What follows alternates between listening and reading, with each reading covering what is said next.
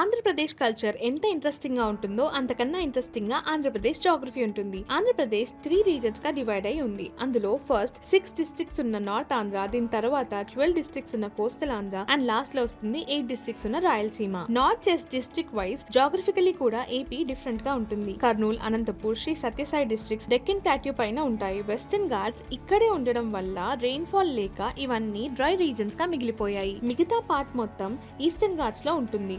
గుజరాత్ తర్వాత longest coastal line APK ఉంది.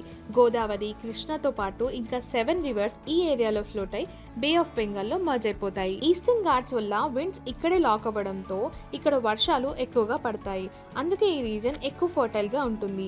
ఏపీలో 100 వెరైటీస్ ఆఫ్ రైస్ దొరుకుతుంది. ఏపీ ఇండియాలో 11% rice, 17% cocoa, 47% tobacco, 35% rajma, 34% chilli and turmeric, sugar cane వంటి క్రాప్స్ కూడా కల్టివేట్ చేస్తుంది. డ్రై రీజన్స్ లో జోవార్, బాజ్రా అండ్ రాగి కూడా కల్టివేట్ చేస్తారు. Vizag, Machilipatnam, Kakinada are the major fishing hubs.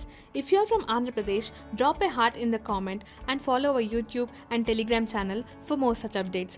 Thank you.